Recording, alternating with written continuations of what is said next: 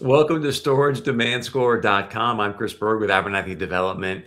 Very excited to share this tool with you. It does two things for you as an investor in storage. Number one, it's going to help you make better investments. Number two, it's here to help you really mitigate risk, to give you a greater margin of safety as you're about to deploy capital into your storage assets. So let's jump right in here and I'll walk you through how this works. You go and you find an address of a site. So what I did is I went into Radius. I found this particular address. So I'll give you the data here and what's on this address as of right now. This project's already in planning according to Radius. So I took that net rentable square feet of the project, the 78,840, plugged it into the proposed size of my project. Obviously, you're going to put in whatever your proposed project size is. And then what's great here is you can actually get, and you want to focus on a household. So I'll explain why in a moment, but focus on total households in your marketplace.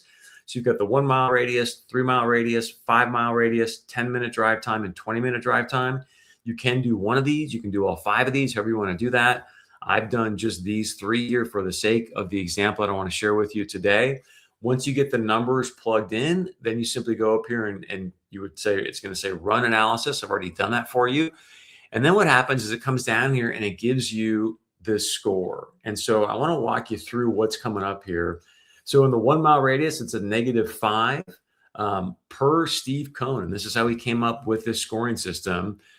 He is with Guardian Storage out of Pittsburgh. He was at the New York SSA and talked about he uses a 3x multiple when he wants to determine the demand, if he's actually going to make an investment or not in an asset. So I'm going to share with you the 3 mile data. As you can see here, this scored at a 3.5. So that would be a green light and or a go. And here's why.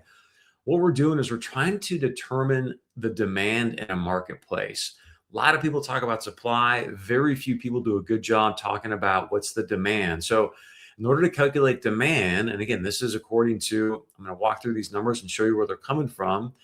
This was obviously the households that we had within a 3 mile radius. So you take the households, multiply that times 0.126 or 12.6% times 125 square feet. Now, why do we get these two numbers? Well, according to the National Self-Storage Association demand study, you can see here that household, and this is why we want to focus on households, but household demand, according to the most recent SSA study, is at 12.6%. In other words, 0.126. That's why we're using the 0.126.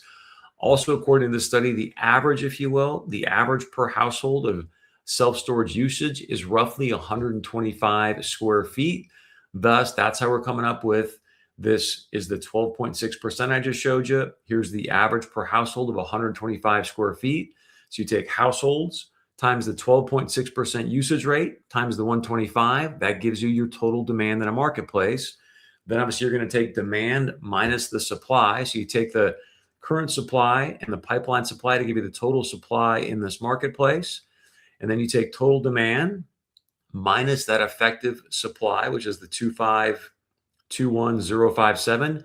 This gives you the unmet demand number. And then what Mr. Cohn does that I think is so powerful and so interesting to help him, again, mitigate risk, increase his margin of safety, because you can't control who's going to come build potentially next to your site. So what he said is, look, unless I've got a 3x or more as far as unmet demand, I don't build. So this one is above 3, obviously, because you're going to take the unmet demand divided by your project size, and that gives you this storage demand score of 3.53. You can do this obviously at 3 mile. You can do it at 5 mile. So the 5 mile was even stronger. The 1 mile, as you can see, was pretty weak. The 1 mile was at 0.48, so it would be a pass. Same equation, but it becomes a really, I think, just great way because, look, let's be honest, the business is really supply and demand. And so everyone's talking about supply and what's coming in the pipeline, but not a lot of people are doing a good job of talking about demand.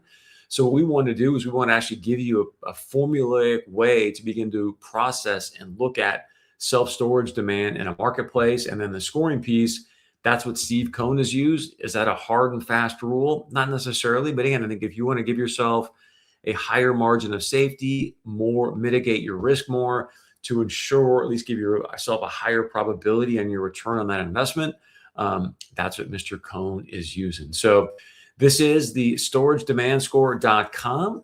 Please share this with colleagues, people that you know would love your feedback. We're going to try and make this thing as good of a tool as we can to help you maximize your returns on your investment, and ideally also help people that are maybe new to the industry just to be more responsible as they go out there and do their self-storage developments. We talk often about here on the self-storage report that are the biggest enemy to self-storage is just more self-storage. So if we can coach people, help people understand supply and demand, and help them actually maybe not build where they shouldn't be building, it's going to be one of those situations where a high tide raises all ships. So again, thanks for joining us. Share StorageDemandScore.com. Again, that's StorageDemandScore.com with friends, and we'll look forward to seeing you back here.